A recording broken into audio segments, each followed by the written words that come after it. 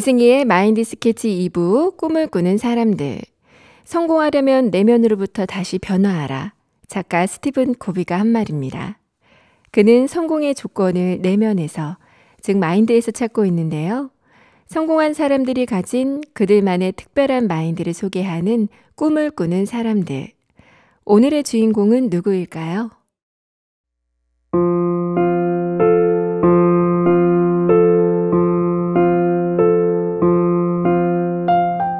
재능은 타고나는 걸까요? 타고난 재능에 열정이 더해진 노력이 첨가되면 그 분야에서 최고가 될 수 있을 거라 생각했습니다.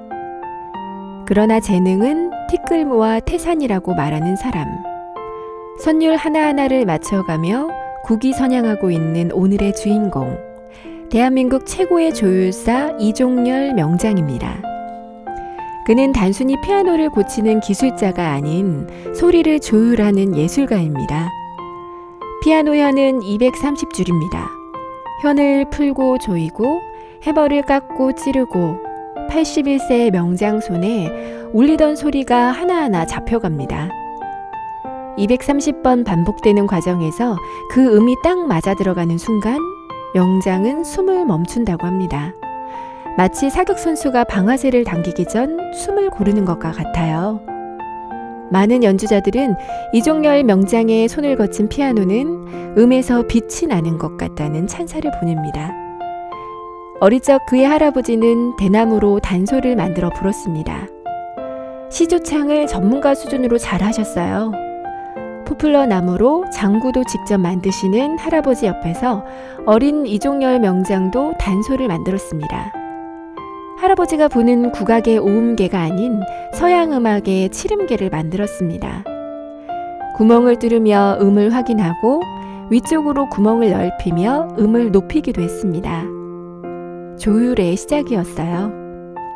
고등학교 3학년 옆 동네 예배당에 갔다가 풍금을 봤습니다. 풍금을 치고 싶어 할아버지 몰래 예배당에 다녔어요.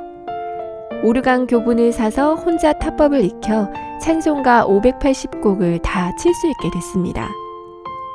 어느 날 사부합천곡 화음을 연주하다가 풍금 소리가 불안정해지는 것을 느꼈습니다.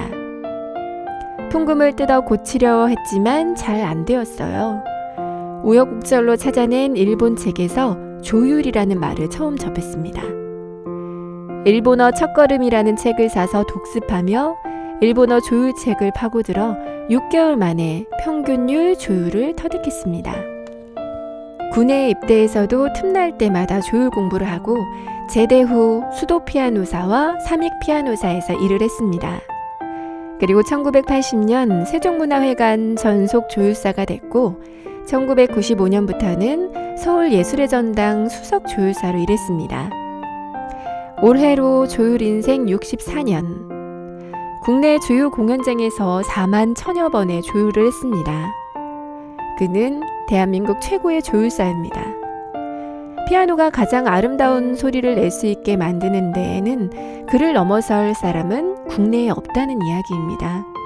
놀라운 것은 81살인 이종열 명장은 청각, 시각, 촉각을 필요로 하는 조율에 아직도 감각이 날카롭다는 겁니다. 자기관리가 철저한 사람이죠. 일반인은 귀에 들리지 않는 미세한 차이를 세밀하게 잡아내며 매일매일 조율의 길을 걷고 있습니다. 그가 조율하며 만난 세계적인 피아니스트들에 대한 이야기는 매우 흥미로운데요. 연주자들은 실력만큼이나 소리에 대한 예리한 감각이 있는데요.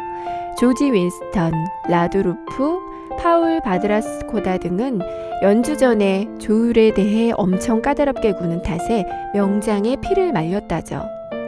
2003년 폴란드 출신 세계적인 피아니스트 크리스티안 지메르만의 첫 내한 공연은 이 명장을 가장 흥분시킨 공연이었다고 말합니다.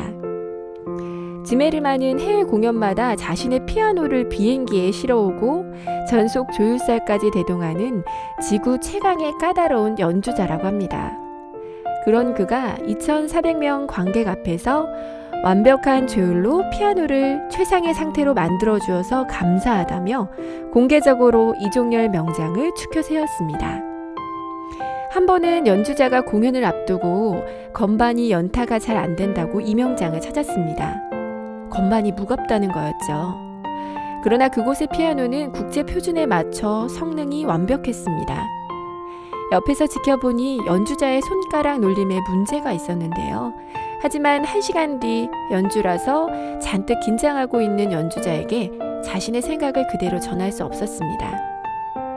국제 표준을 무시하고 건반 깊이를 10mm에서 9.75mm로 낮추고 스프링도 조금 강하게 조정했습니다.